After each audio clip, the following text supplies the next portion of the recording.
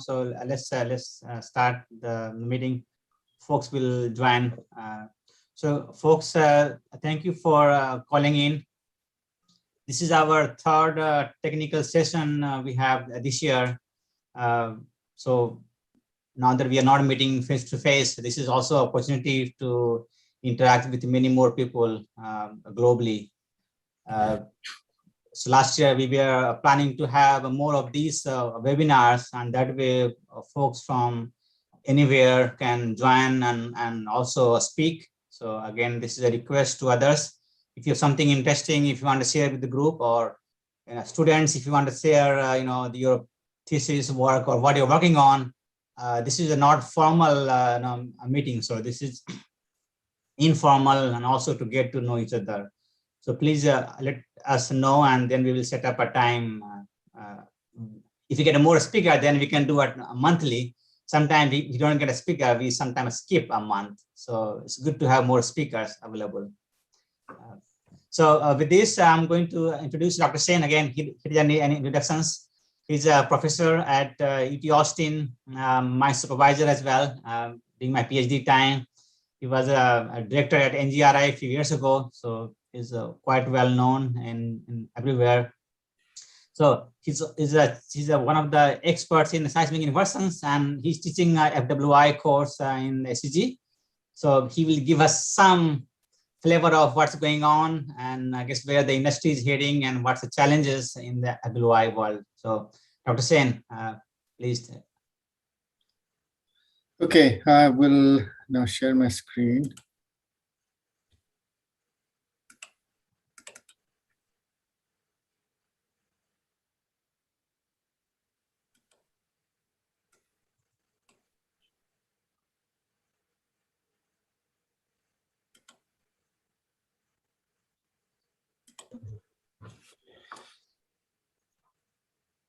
Morning, sir. Good morning. Paresh. Hi.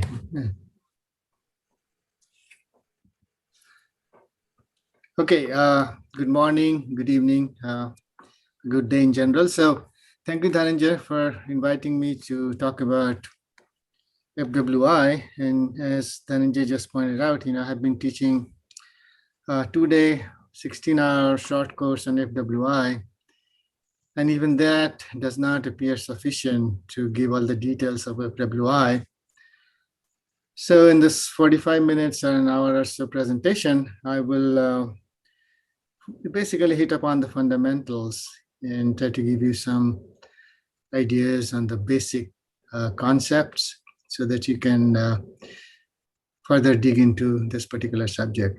And obviously, being a concise talk, there'll be some omissions, so feel free to send me an email later on or for any further help that you might need.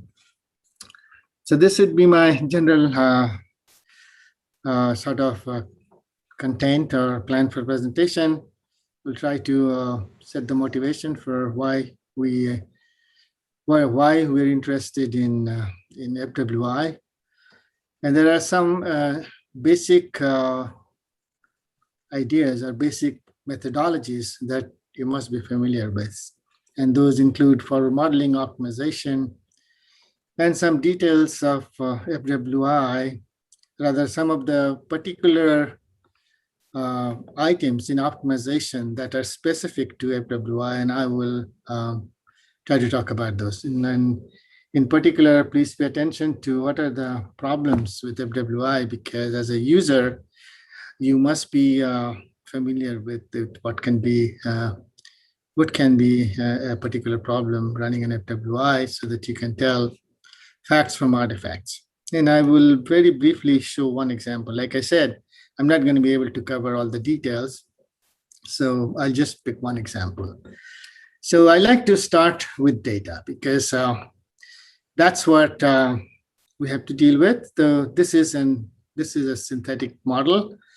And most of you are familiar with this. This is a standard salt model from SCG. And if I were to put a shot here and look at all the receivers along the surface, you can see a gather that looks like this. All right. So now In exploration seismology, standard seismic processing that we have been doing for like 3 or 4 decades would focus on mostly these so-called hyperbolic events. These are reflections. And anything looking like this would generally be muted out before seismic processing. Now, it turns out, and this has been recognized by academic community a long time ago, that there's a lot of useful information in lots of these things.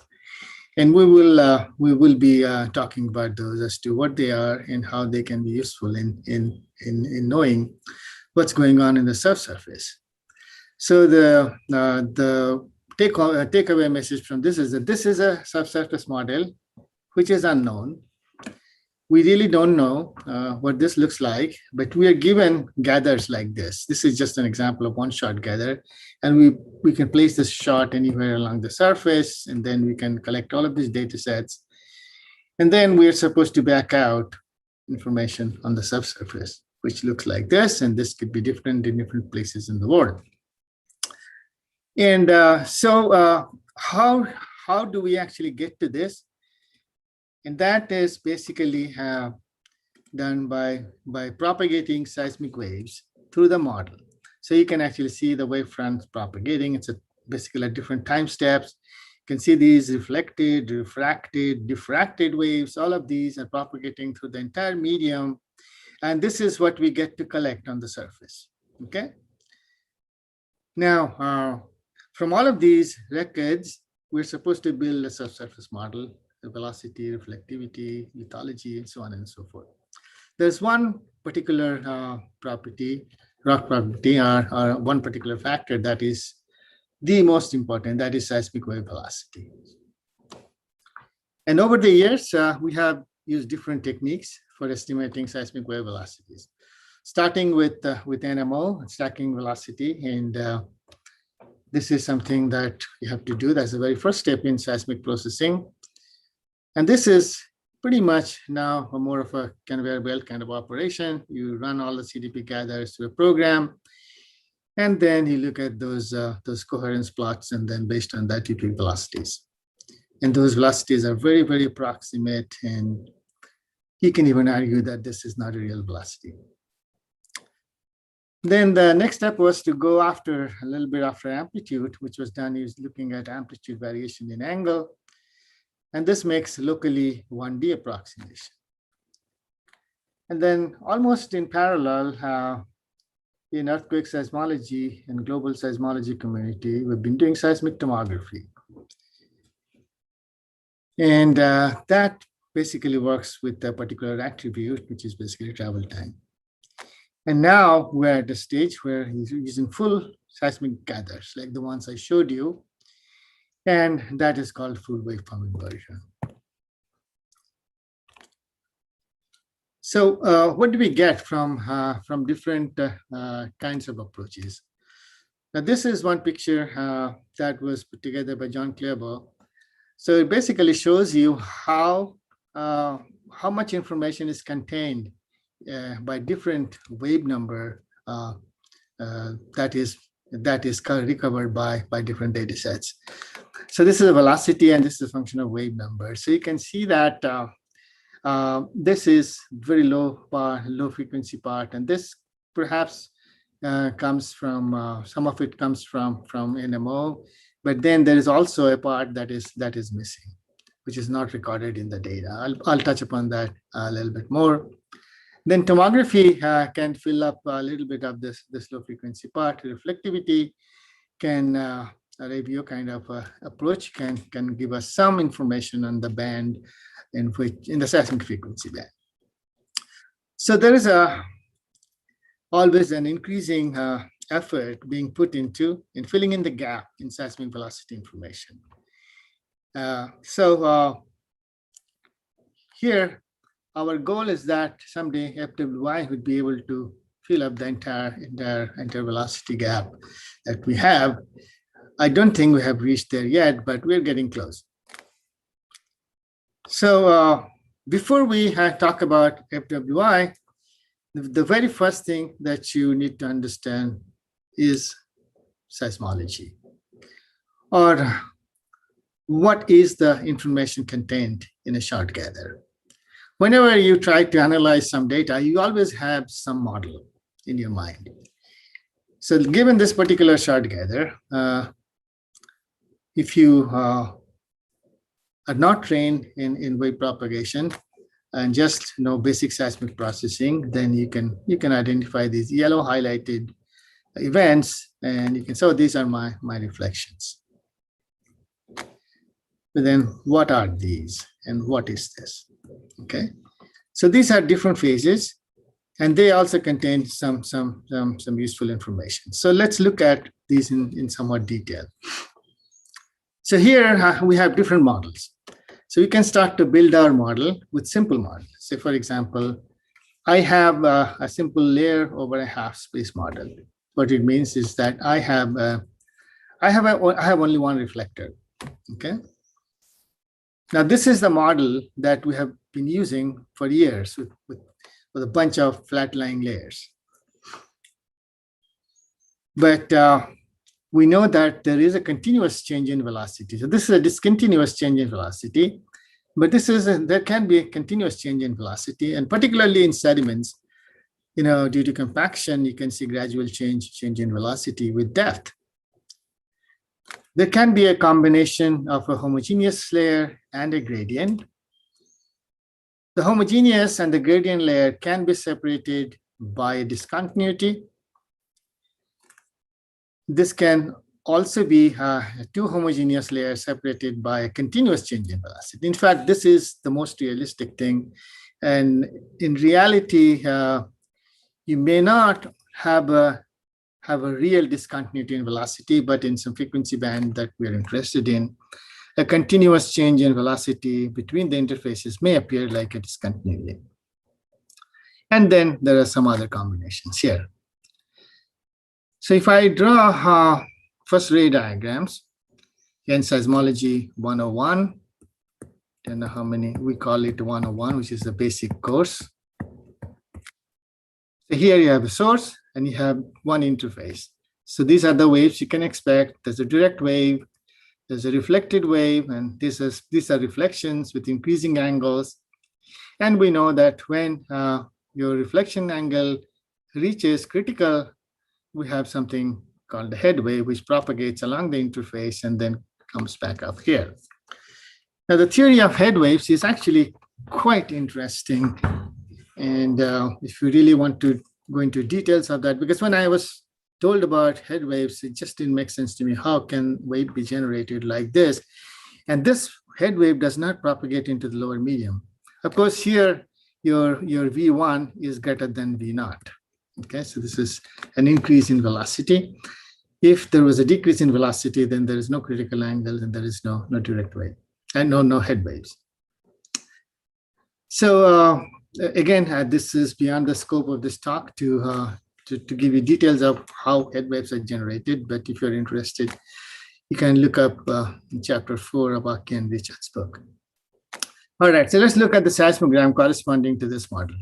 Here I have the direct wave, I have the reflected wave, and then you can see the head wave. So head wave propagates with the velocity of the lower medium, which is, so this one has a velocity of V1. But there are some problems with, this is theoretically very nice, and you see very clear head waves when you do a lab experiment with plexiglass. Even theory predicts that the head wave amplitudes are very, very small, and they decay very fast. And there is also a phase change. So if you have a delta function as a source, your head wave might look like a step function. So you can sort of see this, but they are very difficult to follow all the way through all offsets. Now, if you look at a layer overlying a gradient zone, then that forms diving rays. Now, this is where the interesting things start to happen. If you see, these are the multiply turning diving rays. They get reflected at the bottom of this interface of the top layer. And now this is a seismogram. This is a seismic record that has the direct wave, and this has the reflection. And this has both head wave and the turning rays. So when I combine this two, and I trace the travel time, what you see here is that your diving waves and the multiply reflected diving waves and the head waves, they are so close together. And it turns out that the multiply reflecting diving waves have much stronger amplitudes. So now you are able to see those very clearly at large offsets. You can actually see that. So head wave amplitudes are kind of enhanced by combining it with the diving waves. So that way we can use these together, and that will help us build a velocity model. Couple of points to note here. If you were into conventional seismic processing that I learned, or which I started with when I started my career, we would have needed this. Not so tough, not so sharp, maybe here. Then I'll be losing all of that stuff, okay? And that is one thing. Second thing is that recording was mostly limited to short offsets earlier, okay? But not anymore. So here I'm showing you what kind of information you can get from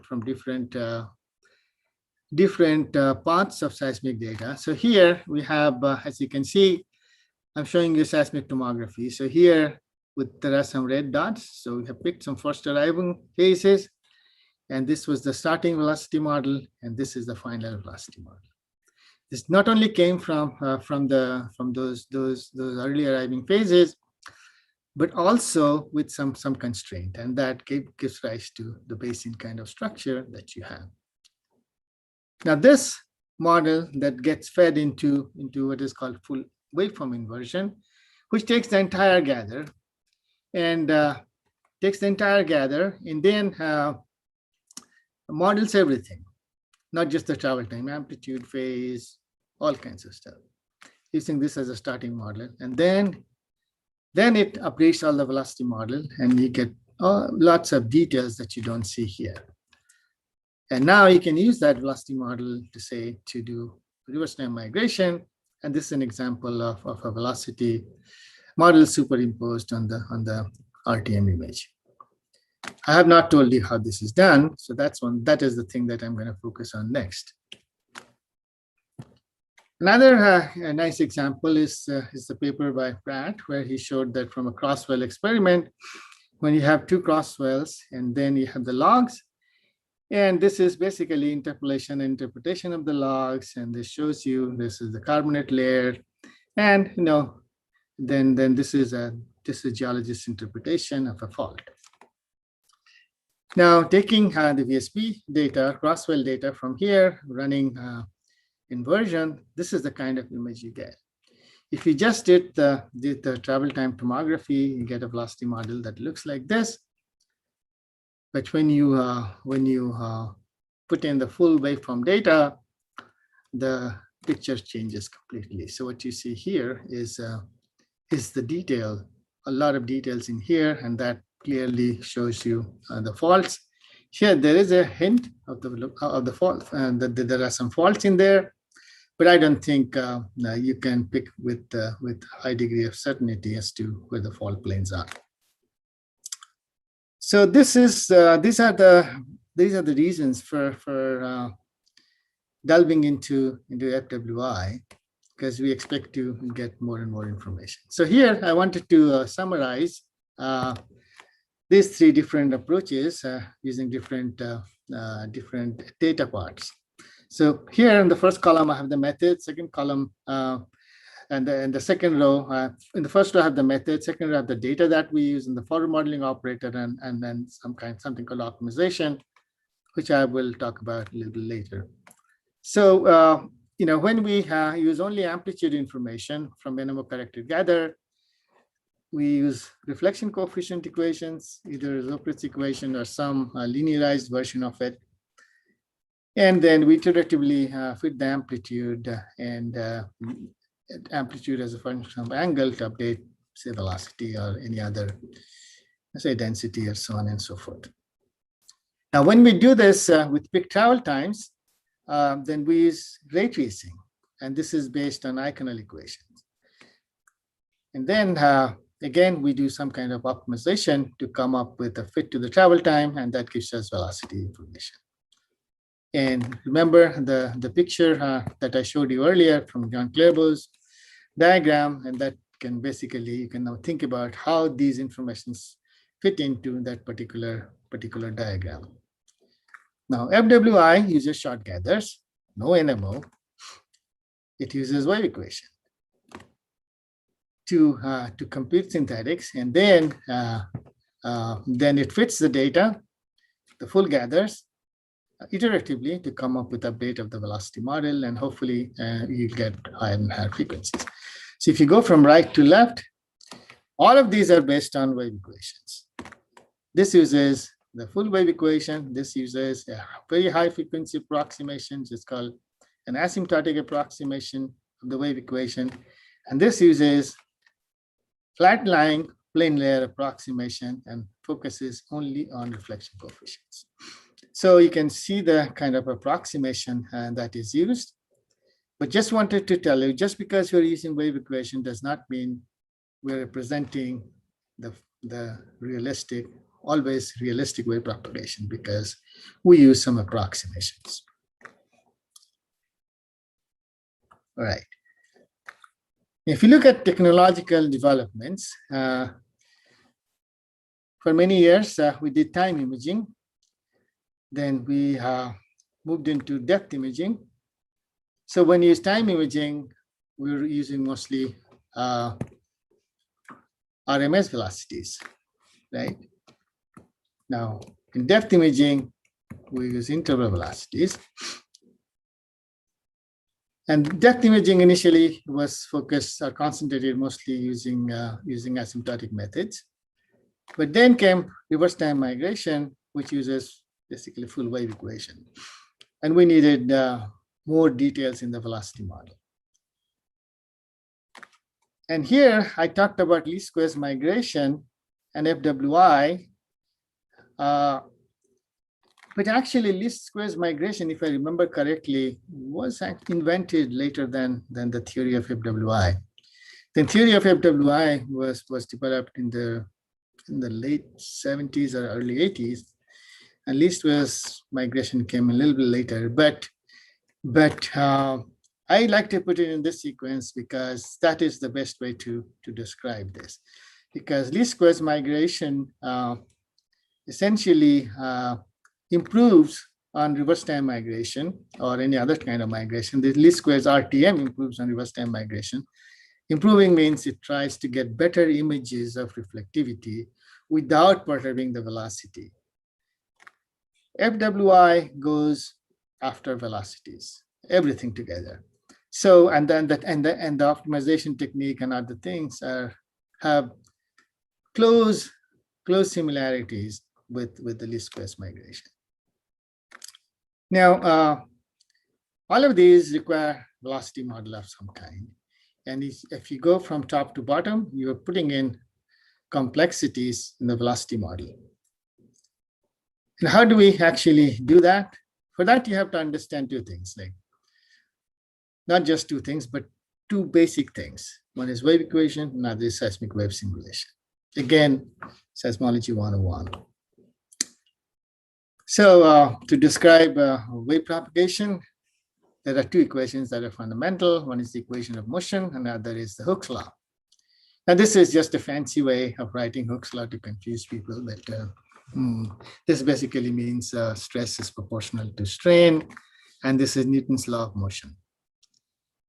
Now, if you plug in the relation for stress in the equation of motion, this is basically balance of momentum. What you get is the wave equation. Now, this wave equation that I wrote here is one for inhomogeneous and isotropic media.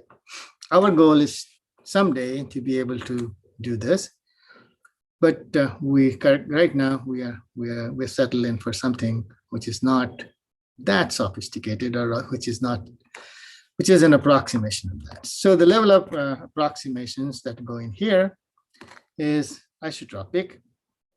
And here, all you do is plug in the elastic coefficients for the isotropic medium.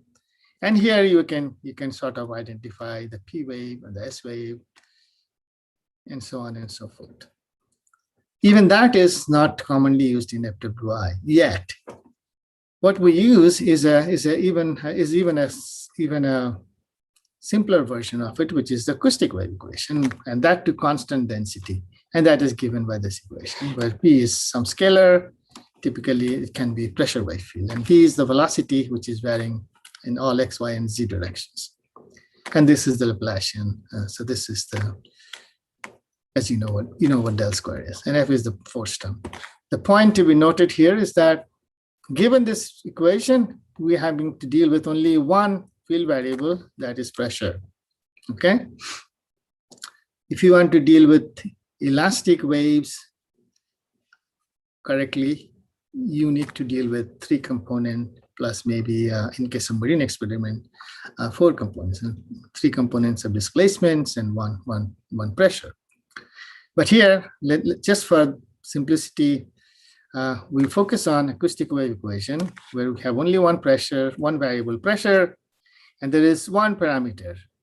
But that parameter varies everywhere. So we have a large number of grids in 3 dimensions that we have to solve velocities for.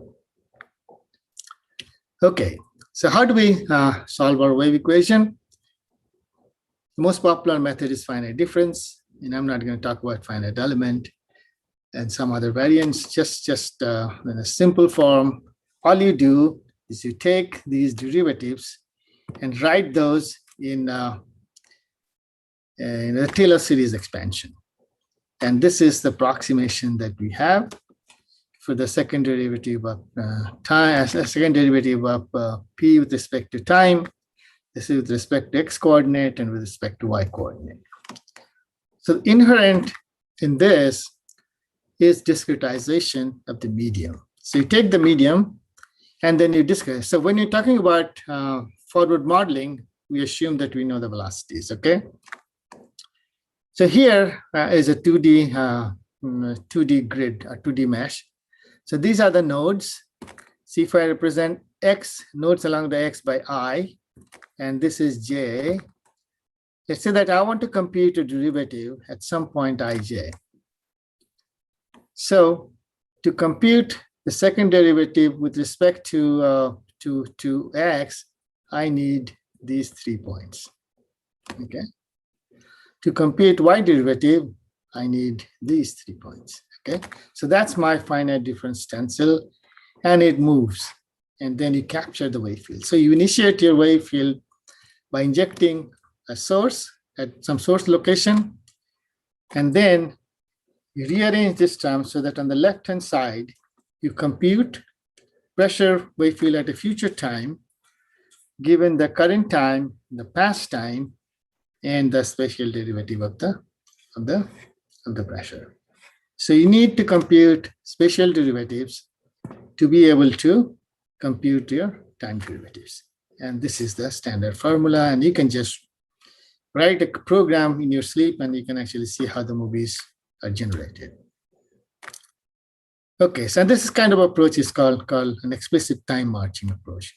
Now this is only for second order finite difference. You can go to higher order finite differences, and which will improve accuracy.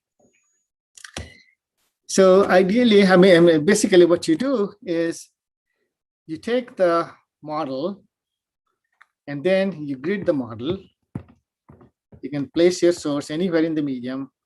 And since the wave field is propagated everywhere in the medium, so you can capture the wave field anywhere in the numerical environment. But in field, you cannot capture wave field everywhere. It's only restricted to perhaps in the surface or maybe a couple of boreholes.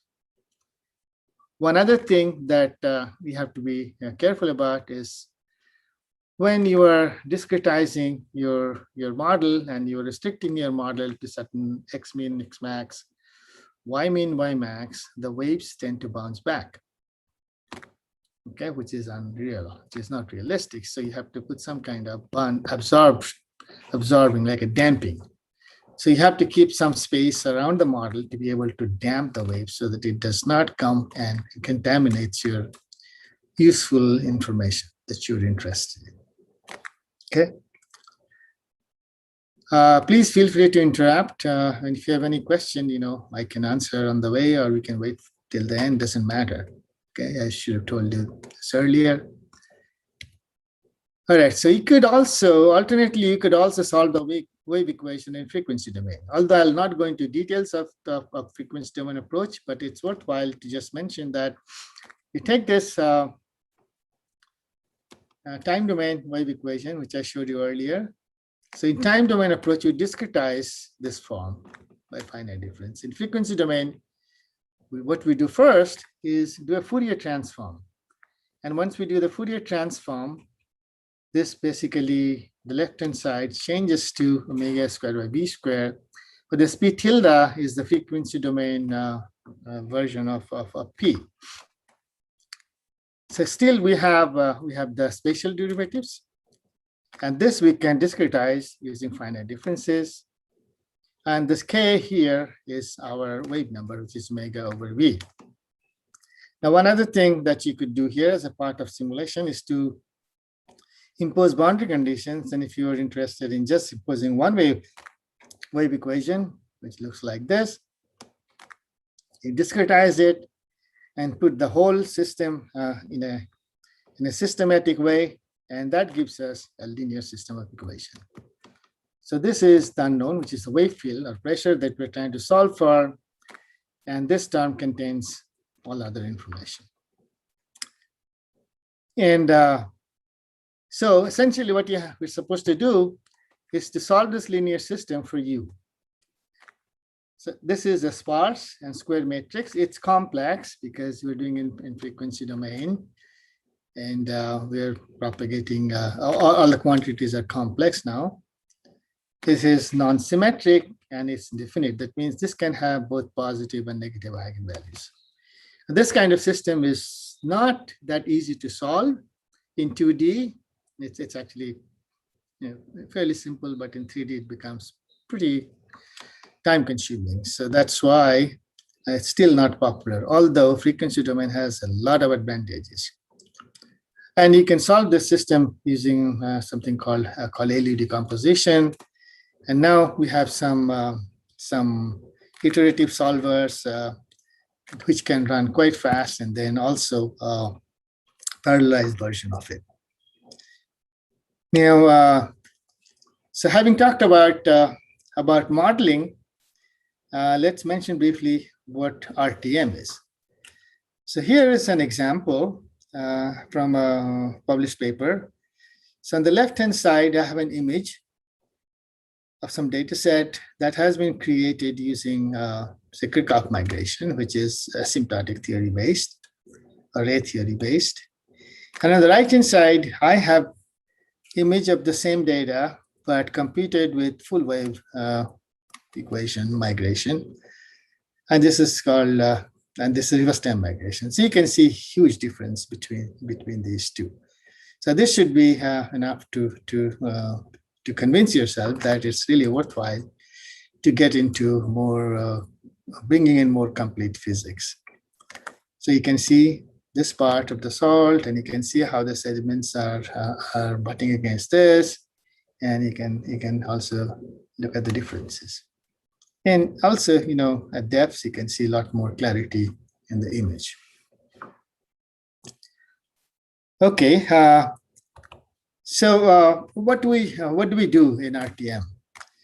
We forward propagate our source wave field. We backward propagate our data. Then we cross correlate to obtain an image. And I want you to remember this because I'm going to be showing this to you in the context of FWI. Now, wave field propagation in heterogeneous media is computationally very expensive, and that I will very briefly talk about in a second. Now, in least squares migration, what is done is, again, right now, I'm just telling you what is done without going into the mechanics of it, getting into details of the mechanics of it. So First, you take the input data, you do an RTM, so you get a reflectivity image. So you take the image and do some kind of a Born modeling to generate synthetic data. You compare the input data, you get the residual, and then you RTM again, and then you update your reflectivity image, again do the modeling, and then, so here, your model parameters are reflectivity, okay? The velocity is fixed. We don't change the velocity, okay?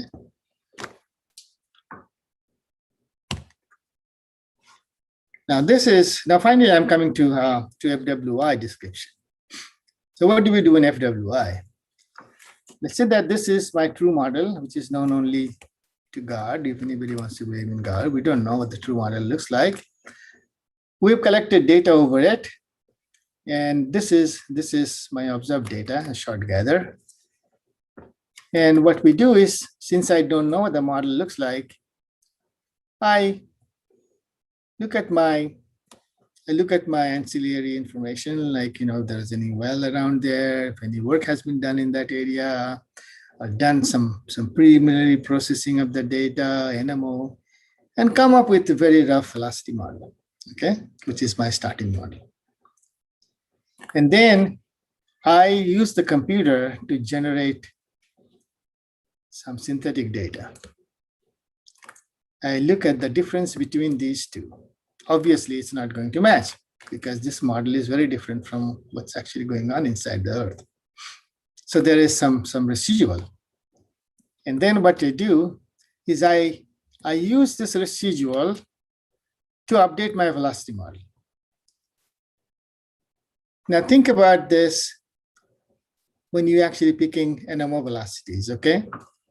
Let's say that you have a gather, and then you applied NMO with certain velocity. So it can so happen that your gather became like this, or it can so happen that your gather becomes like this. What you want is to be flat. So looking at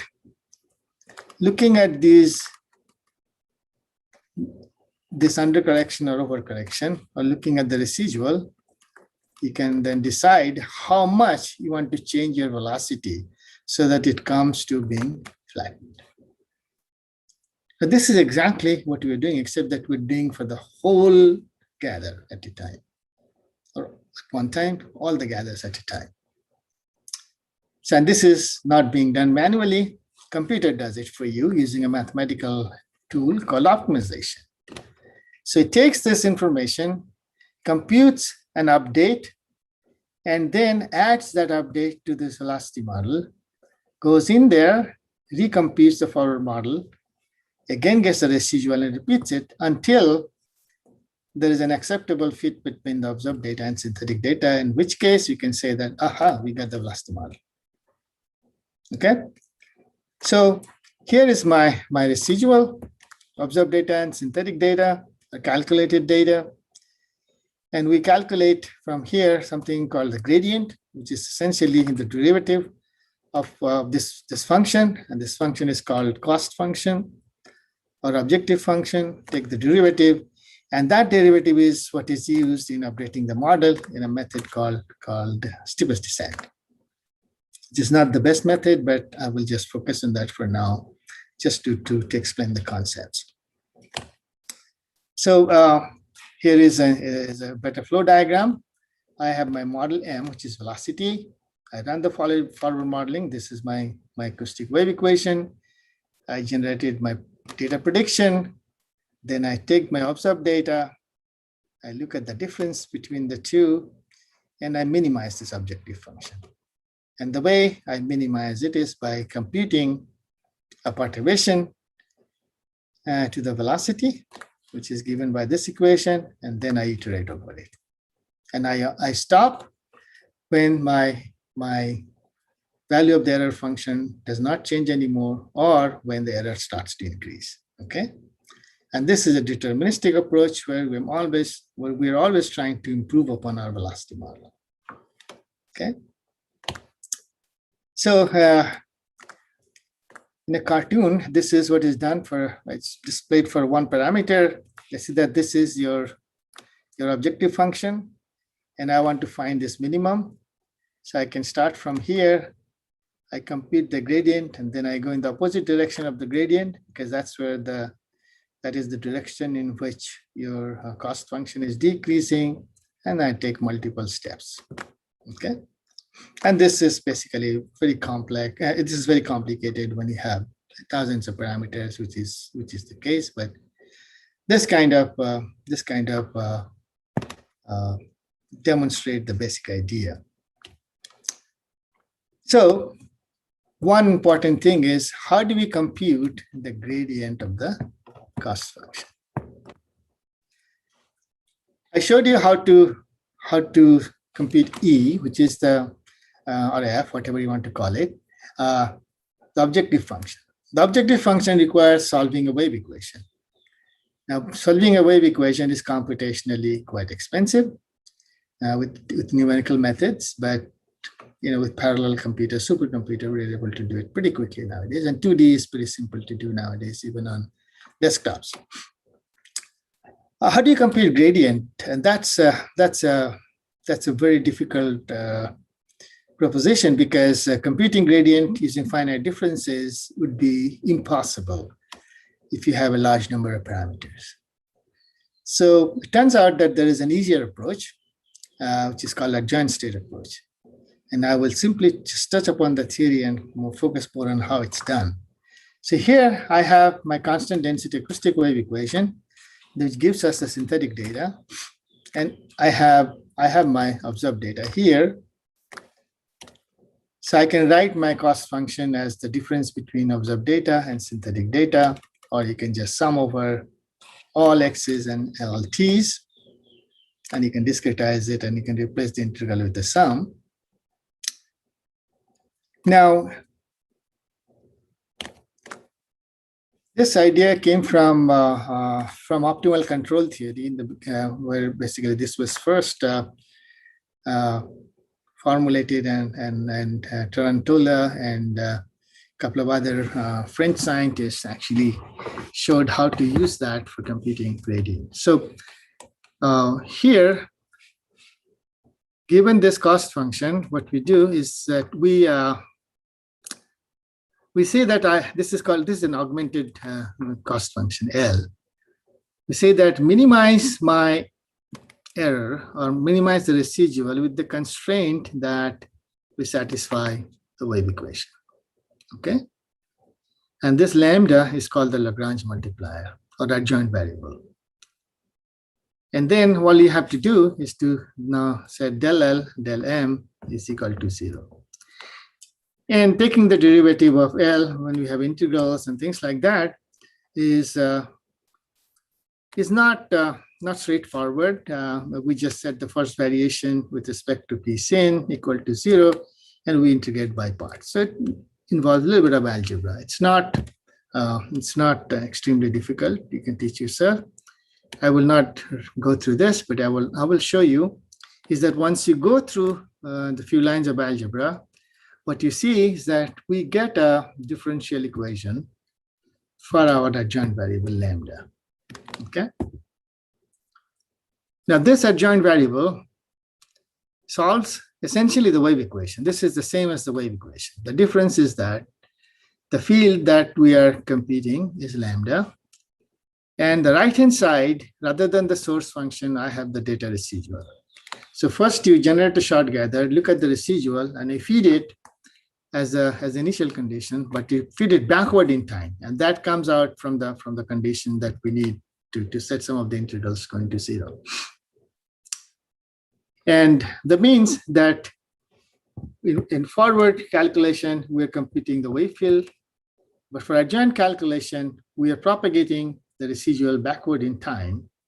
And it turns out that you can compute the gradient simply by cross-correlating your observed or the forward propagating wave field with the adjoint wave field, plus some extra terms here.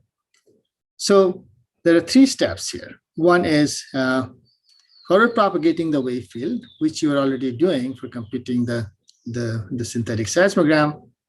Once you're done with that, then you have the residual between the observed and the synthetic data, which you backpropagate it using the same wave equation. And then you do cross correlation. So what is the advantage of taking such a complicated path as it appears? The advantage is that you can compute this adjoint variable at the same cost as solving your one forward calculation. And the cross correlation really doesn't cost that much. So what it means is that the equivalent of one forward modeling, you can compute the gradients. So 1 plus 1, so 2. Well, it's actually a bit more, it's not as simple as it sounds, because you have to be able to save all the wave fields, and it causes a nightmare in terms of memory management, which is beyond the scope of this talk. But the technique is pretty simple, and it actually works really well. So here I'm showing you how this works. So here you have the source wave field that you're generating. Let's say that you have a reflector here. So for the initial times, the source and receiver wave field, they're not time coincident, so you don't see anything when you cross correlate. It's all 0. But as you approach the reflector, then you can see that they correlate and they generate some kind of they generate significant gradient information at the reflector. This is for a single source and single receiver. So when you have a whole bunch of these, then you can start to build the gradient information at different parts, and then use that to update your model. Now remember that, yeah, this looks pretty good, but it requires that you have to have a fairly good idea what the velocity is. If the velocity is wrong, then you'll be actually competing this, which is not quite the same. But what we do here is that we start with the velocity, and then we compute the gradient, apply the update, part of the update, and then keep on improving iteratively. So let's look very quickly at the contributions of different phases. You just saw the diagram that I showed you for the gradient. So that is also information that tells you about which part of the model is affecting which part of the seismic data. Okay, so you have a source wave field, you have a receiver wave field, and from a single scattering information, you can generate a picture that looks like this. Now, this is a very useful figure to remember, and this is the simplest that I could find. So this is a picture in the wave number domain. This is kx and ky, and here we have 4 pi by lambda mean, 4 pi by lambda max, and this is the negative wave numbers. So what you see is that these lambda max and lambda mean are affected by these are the wavelengths, and these are affected by the frequency content in the data. These are also affected by the velocity, and so this depends on frequency, it depends on velocity, and it depends on offset. Okay. So one thing you see is that this is a typical coverage. So this part, which is with the dark dots, is the Early number domain in the model that is covered, given some F min and F max. One thing that you notice here is that there's a part in the low wave number that is missing. So this, you can push it to go to that part.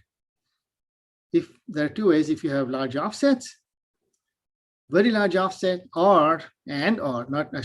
and you also boost your low frequencies by your experimental design. So can we have a source that can go to very low frequency? And there is a lot of research going on in the industry on low frequency sources, so that we can fill in that low frequency gap. On the higher side, basically, also other thing that's important is that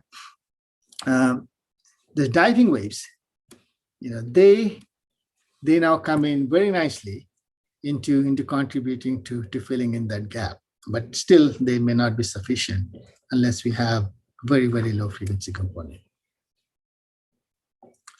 Now, this kind of diagram, this is a very simple 1D scattering approximation, but this is sort of gives you a fairly good idea as to what to expect when you have some data set and which part of the model is contributing to what. That part I have kind of skipped. So what are the problems with FWI? One is computational cost, and another is called cycle skipping. So what is that? Well, where is the computation?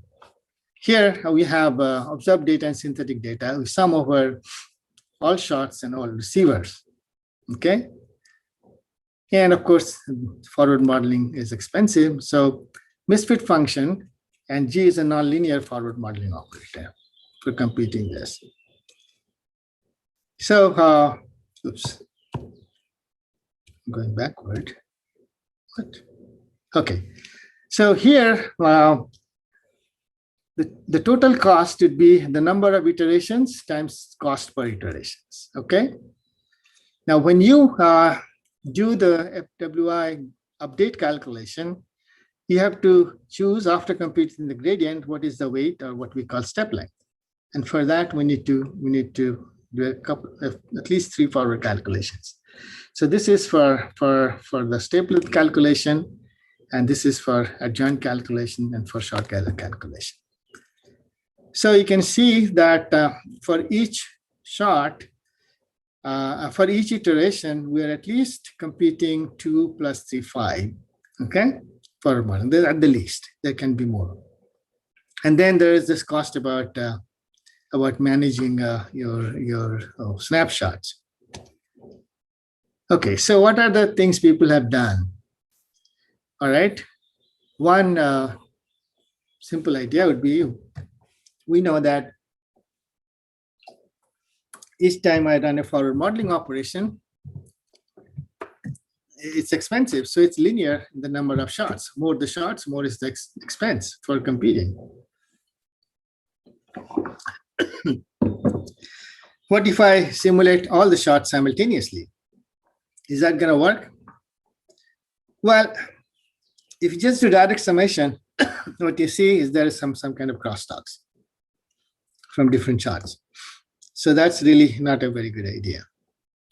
But it turns out that if you sum the shots with some kind of phase shift or some kind of phase encoding, and even yet better, if that phase encoding is random.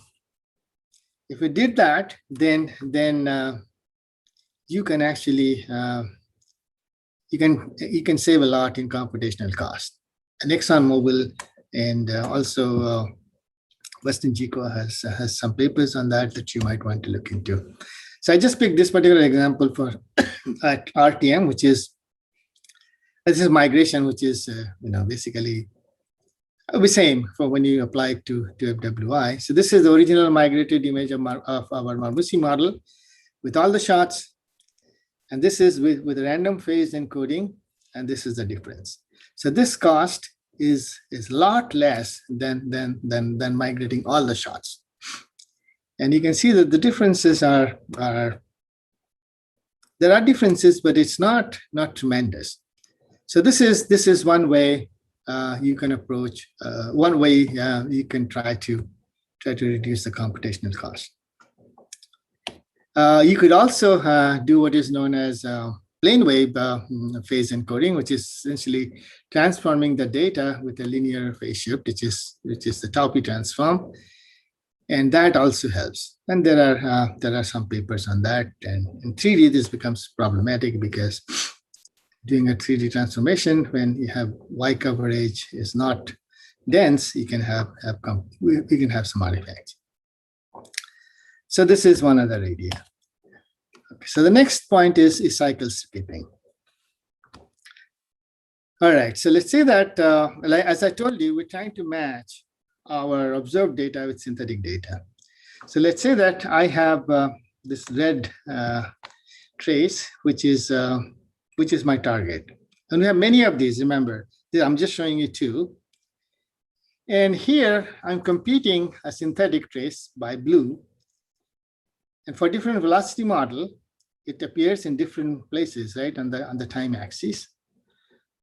You can see that as we move from left to right, and I compute the error function, which is shown here below, you can see that it goes from a minimum here when it actually matched only one peak. But then it actually finds the best the lowest error when it matches both the arrivals. But then again, when it is close to, it matches this one, second one, then it has another trough. So these local troughs, these are called local minimum, and this is called a global minimum. And of course, from this particular picture, it's quite obvious that to be able to get the best model, you have to be close to this, not to this or this. And this is called cycle skipping. This problem is called cycle skipping, and this is the local minimum issue. So you have to be close to this and within half a wavelength to be able to push it towards the global minimum solution. And there's quite a bit of research that has gone into addressing this. So you can see the effect of local minimum here. The Marmouchi model, this is the initial model. And if you use this as an initial model, you get a pretty good solution, which actually looks almost like the true model. However, if you use a very highly smooth initial model, which is shown here, and run an FWI, you get a suboptimal solution, which looks like this. And this picture should be convincing enough to you that you need to be somewhat close to the exact model, okay? Which is unknown. So what we do is we basically do a lot of trial and error and start with different velocity models until we get something that looks reasonable. There are ways to addressing this. One would be multi-scale FWI. I won't be able to go into details of all of these methods. And there is one that we worked on, which is a global optimization. And then there's mini batch stochastic gradient. And it turns out this mini batch stochastic gradient, which I won't go over today, maybe another time. This has got great potential.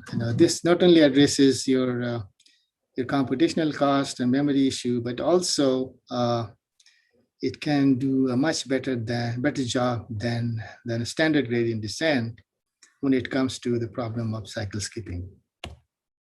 So here is what they look like when you stage over frequency. This is 0 to 3 hertz. This is 3 to 6 hertz.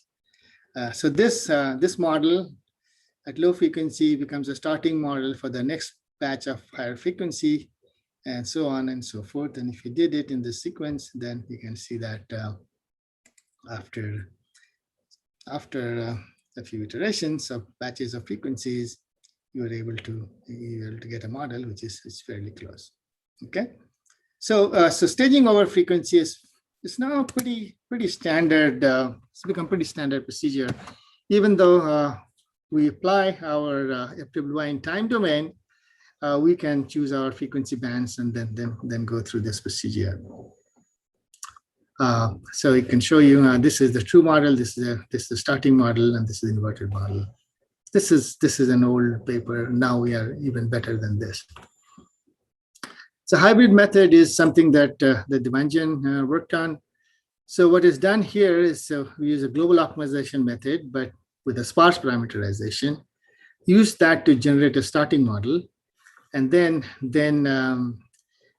use a standard gradient descent optimization. So the way Devanjan did his parameterization is he'd look at the stack section and pick some interfaces and pick some of these nodes and represent those as splines. But these are the tight splines, and so the model is represented by a whole bunch of node points. And those nodes can be variable in x and y, and their velocities at those nodes can also be the variable. So this is just to basically get a macro model or a starting model for FWI. So if you look at this thrust model from the data, this is how he would pick these, but these are all allowed to vary fairly in a fairly broad range.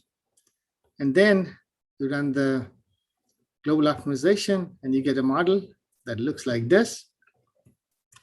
Then you use this model to run FWI on this model on the full gather, and this is what it looks like, which is almost perfect. This is actually a fairly good technique, and we've seen a lot of people following up on this particular approach. In the industry also, people are beginning to use this. With this, I would like to now touch upon one particular application example. By the way, I just picked it. By no means I have any financial interest in this. This is a published paper in interpretation. There are some very good papers, which I'm not able to show today. There is a paper by our own Imtiaz that came out recently. It's a very good paper that you should also look at. I wish I had more time. And also there's a paper by Partha and a few others from ExxonMobil on FWI. But let me show you this one. And once you've seen this, I strongly recommend that you look into some other papers. Now, Leading Edge is a good journal to look at actual applications. And I would strongly encourage you to go through some of the special issues on FWI there. So here, the goal was to derive a velocity model from a narrow azimuth survey in the Mexican side of Gulf of Mexico. Okay. So this is the area. You can look at it on my slides. All right, so I'll focus on the results here. So you can see this is the ray tomography. Just to reiterate on some of the approaches that I was talking about. This is simple ray tomography. This is diving ray tomography, where we actually allow for diving rays. And now between ray and diving ray, you can see the difference is that you're getting a lot more details compared to this. And this is an RTM, and this is diving ray plus reflection FWI. Okay, so this goes like this. Okay, so ray tomography, diving ray FWI, and diving ray plus reflection FWI. Okay, this is just the tomography. This is the diving ray FWI, means you basically focus on the diving ray part of the data to run FWI. So each time, so this becomes a starting model for this one, then this becomes a starting model for that one. And now if you look at the RTM image, it has a lot of details. And there was this well here, and you can see that even they are able to reproduce a lot of the details of the wells to this procedure. Now, what I liked about this paper is some of the pictures that they presented, which is quite good for teaching purposes. In particular, these are the common channel gathers, and they're showing model data.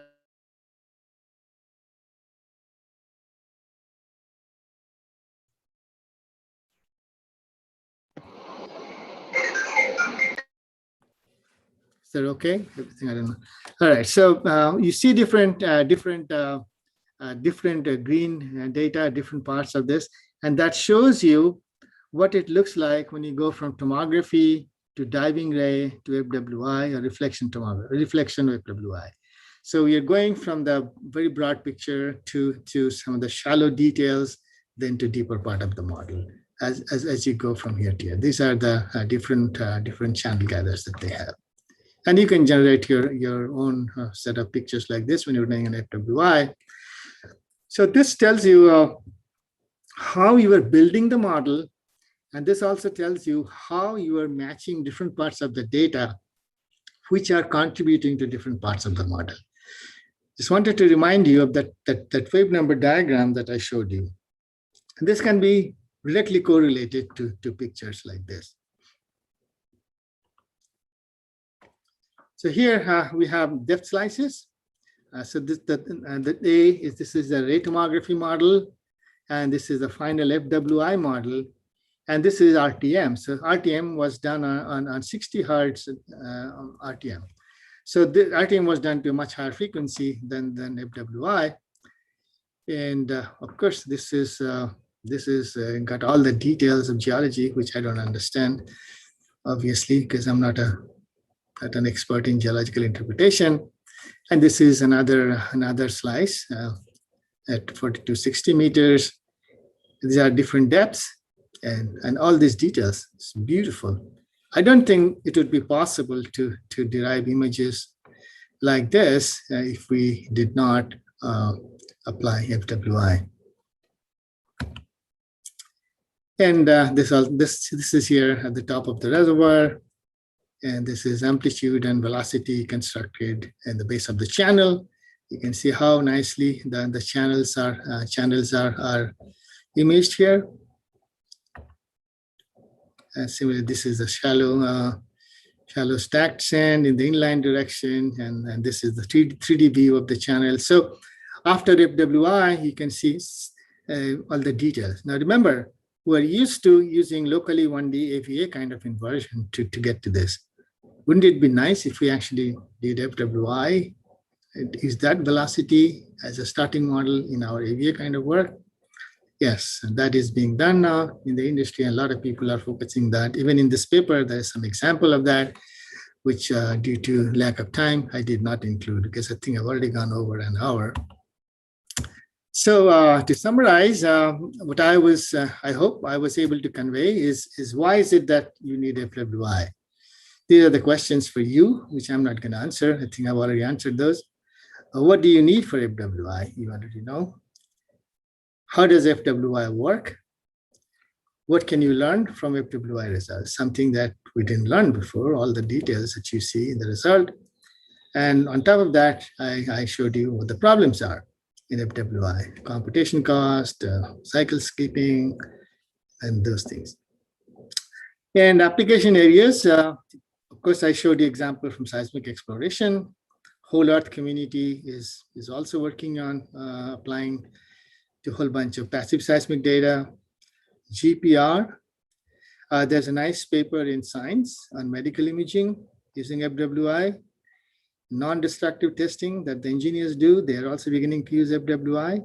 And of course, there are some other applications where, essentially we use some kind of waves to understand the deep interior of the material.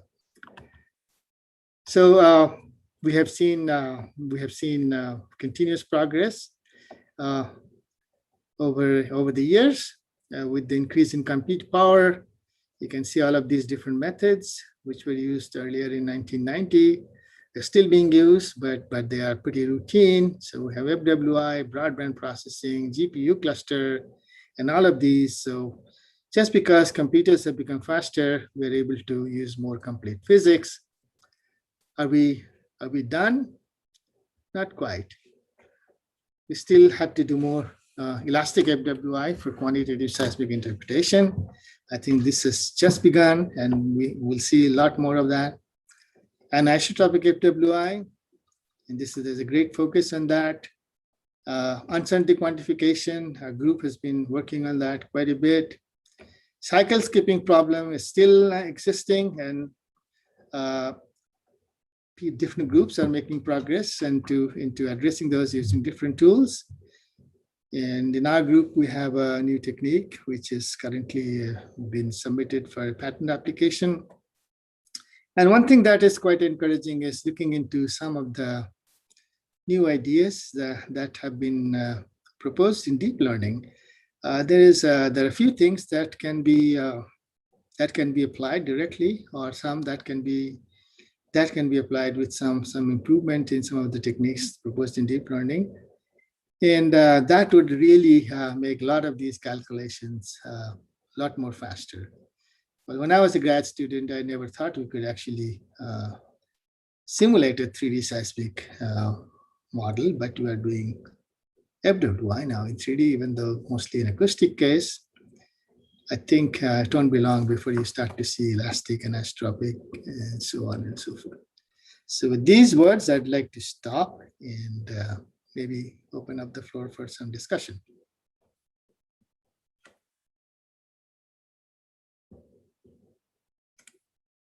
Thank you. Dr. Sen, thank you for the great talk.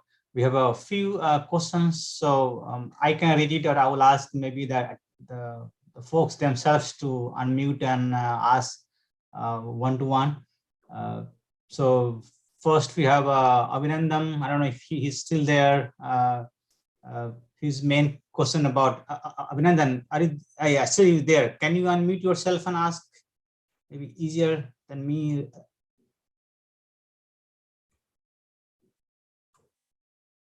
Okay. Anyway, so his main question is, how the FWI mostly differs from conventional AVO type inversions.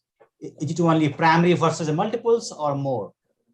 Yes, you kind of hinted some of those, but Yeah, I think if you look at my, one of the early slides, there I put up a list. Yeah, so first of all, just to summarize, ABO assumes flat layers and single interface at a time.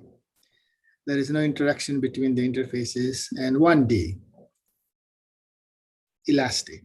FWI right now has been applied as an acoustic case. That's a limitation, but there is no reason for it to not be applied in elastic case once you can afford it. But then FWI is for laterally heterogeneous media. It takes into account all internal multiples and all kinds of waves, like not just the reflected wave. It can include turning rays, it can use diffractions, and so on. So if we are able to do elastic FWI, then I don't think there'll be any need for doing AVO kind of work, because that will be giving us not just the velocities but also the shear information, and we can then derive rock properties also from there. Okay. Thank you. Yeah, Kunal, you there? You can ask questions.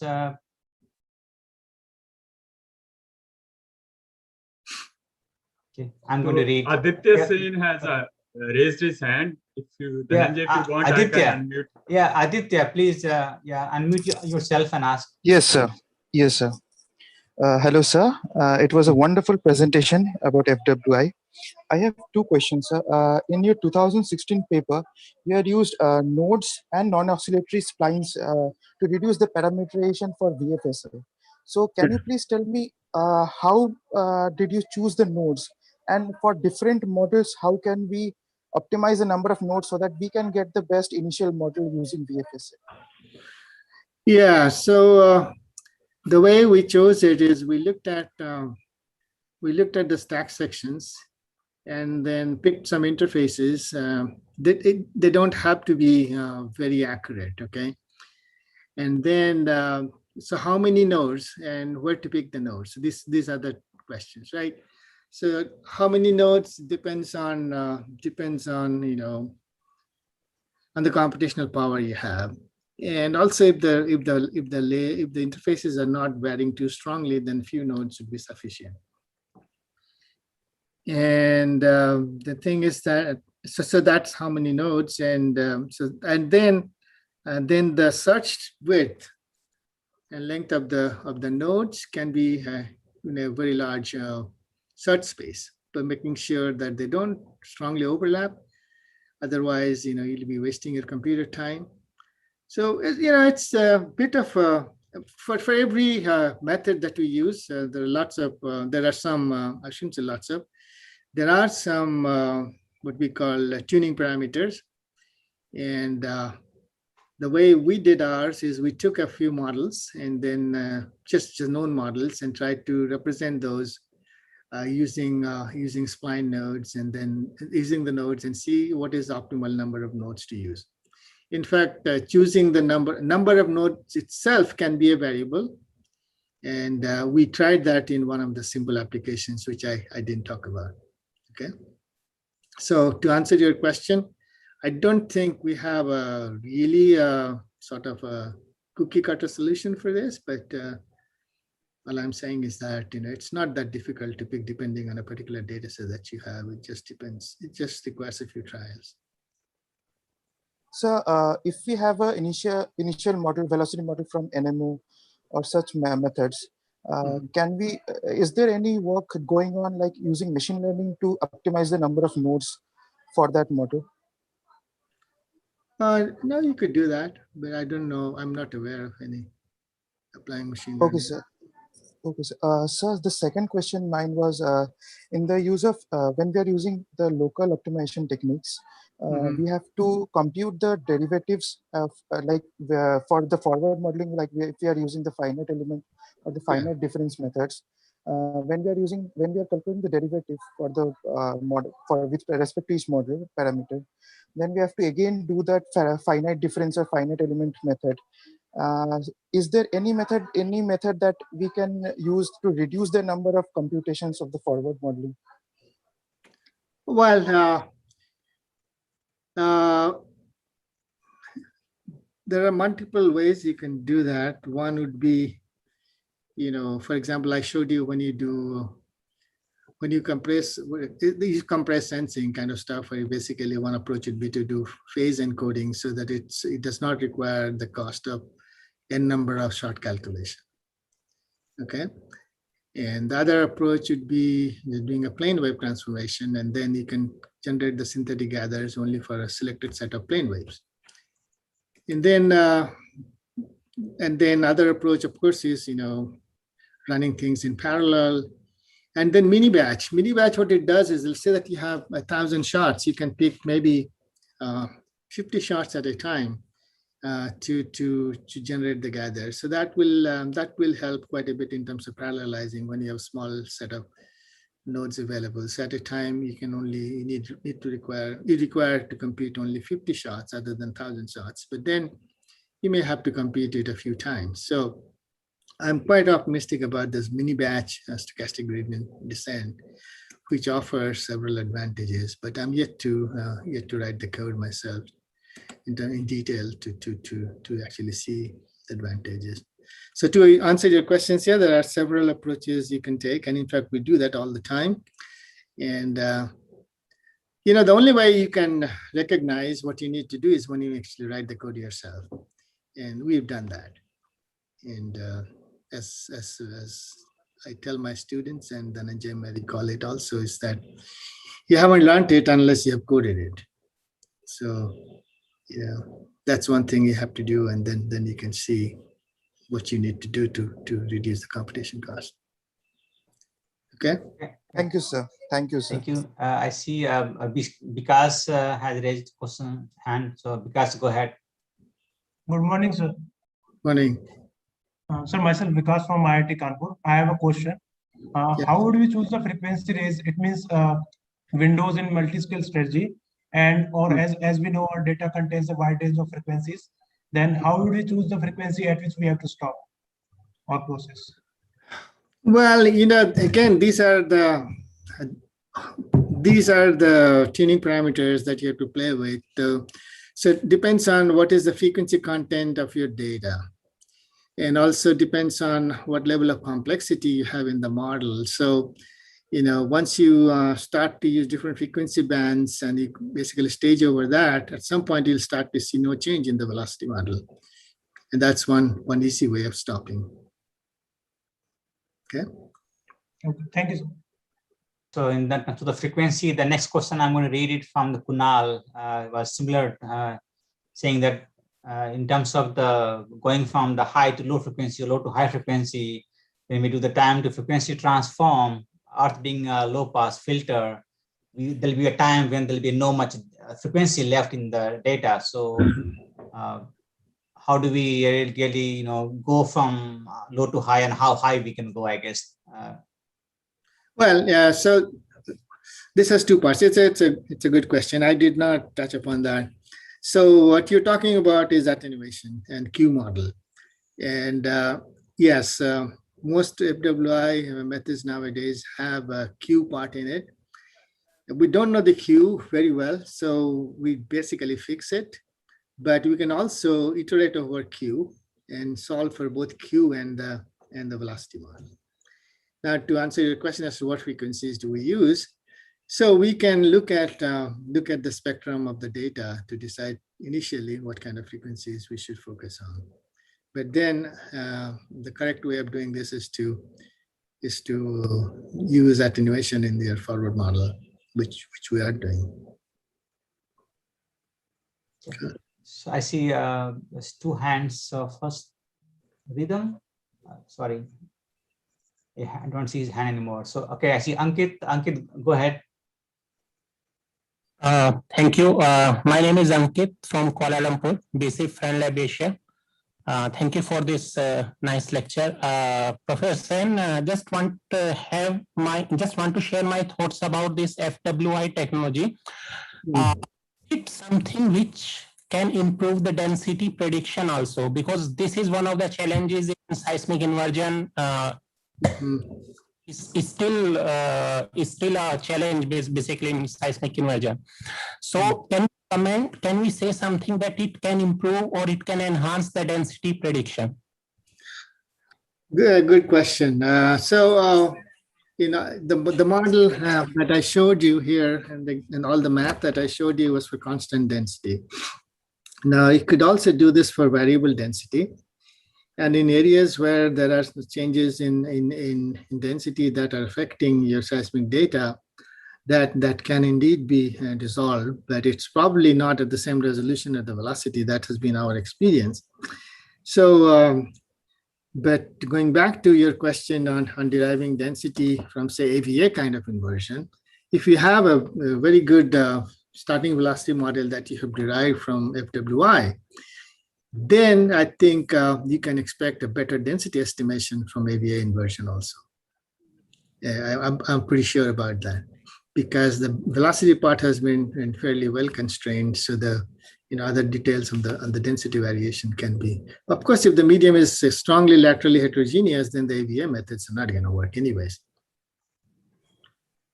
So that would be my take. Yes, there's a lot of hope on improving density. In fact, we have co-authored a paper on some of these density estimation problems. Okay, thank you. See, Chandan has raised a hand, so go ahead, please.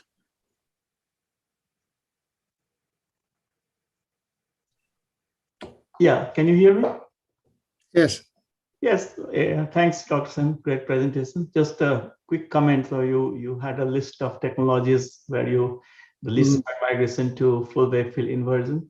So just a comment that there's also some work by Delph on the full wave field imaging, full wave field migration. So they are doing least squared imaging as well as the velocity estimation.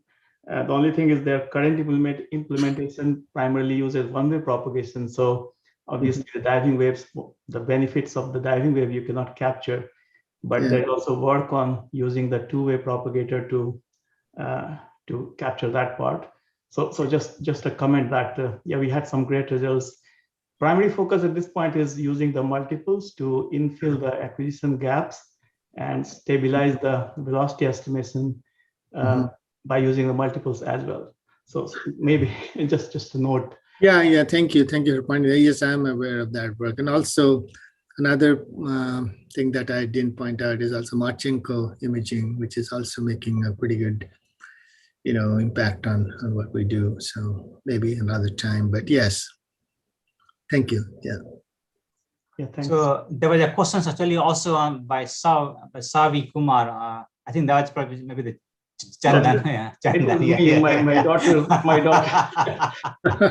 My daughter uses the Zoom to attend some classes. I forgot to change my name. So in case if you guys want to follow on more, so Chandan published his examples in the last SCG on the full wave field imaging.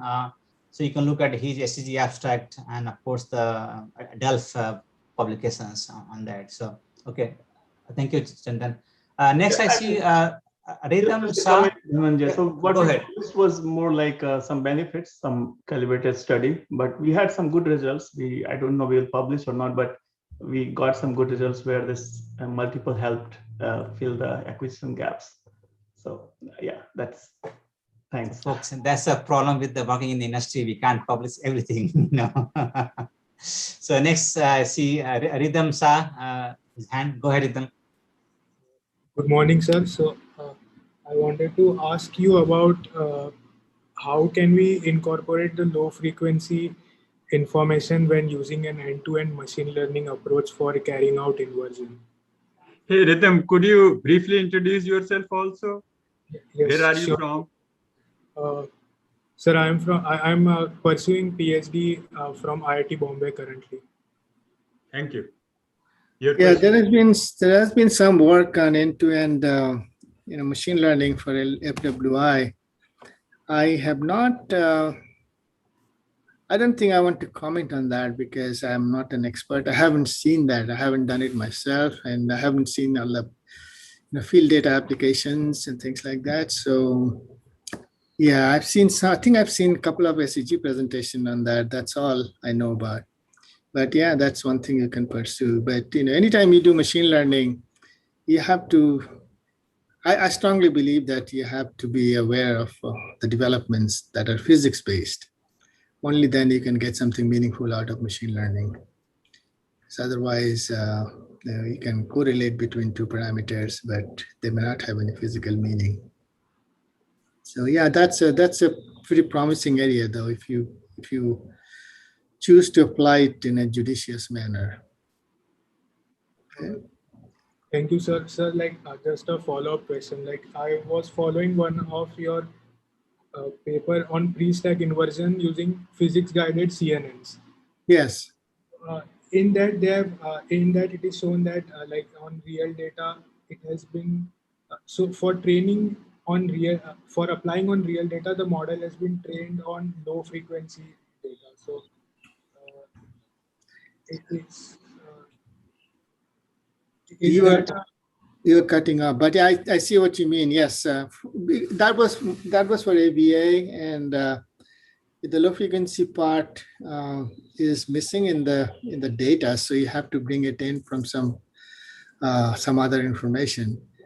Of course, that the goal there was quite a bit different, but for FWI, we are approaching it in a different way, which is not complete yet.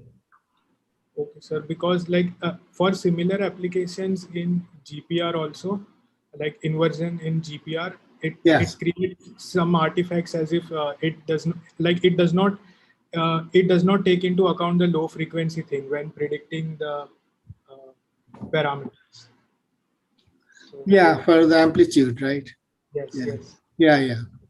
Because if the data are NMO corrected, then you have lost the low frequency part. And you assume that you already know what the low frequency part is. Okay. Thank you. I see Sumit has a question. Sumit, go ahead. Yeah, so really nice lecture. Thank you so much, Dr. Sen.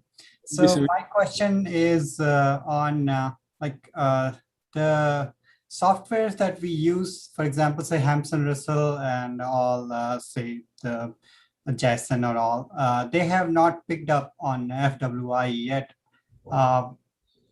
What do you think? Why is that no commercial software yet, or is there a commercial software I do not know about? Oh, I think some of the service companies may have commercial, but this requires huge compute engine. You cannot run it on a workstation. Okay, you have to have clusters, but there are some very nice packages which are developed by universities and researchers that one can play with for developing these codes. And one thing that comes in my mind is DeVito. I don't know how many of you have seen that. And then there are a few others. And so you can basically give it the PDE that you want to solve, and it discretizes. I mean, you have to be good in Python and, basically symbolic Python, and see how it generates the code. And you can just write it at a higher level, You can do the adjoint calculation, you can do the forward calculation. Even there are tools for parallelizing it over GPU, CPU, but I'm struggling with the parallelization part, but that's one thing I've been playing with. But first of all, I cannot guarantee all aspects of it being working because I'm just experimenting. But what I liked is the whole approach that they're taking a symbolic math approach, and then it's a high level programming. So, Sumit, I mean, the JSON and Hampson, for example, is part of CEG, and CEG is spending a lot of time in the FWI. They are still developing and adding new items, every few months. So that's why they haven't made it like a commercial software that they are doing a service. So is together. Probably in 10 years. Yeah. So when I was at BP, I had felt that BP itself is doing a lot of research in that area. But do you think it will be feasible for smaller companies to use it who do not have high computational power in future? It depends on how much data you have, yeah, you can, basically, if you have a decent machine, we built a couple of GPU clusters, and then you have to be clever about how you program, especially the, adjoint calculation, because it requires fetching the data, and you're definitely going to run out of memory. You're supposed to store all the snapshots for the shots, and then also backward propagating wave field, and then each time you have to correlate. So those snapshots have to be available. So you need a very high-speed data transfer, and it's amazing, how much time it takes if you don't program it that way. But yes, but there it is depends on small size 3D models. Yes, you can do that. But if you're really talking about the kind of data set that BP, ExxonMobil, and they're generating, that's not possible on small computers.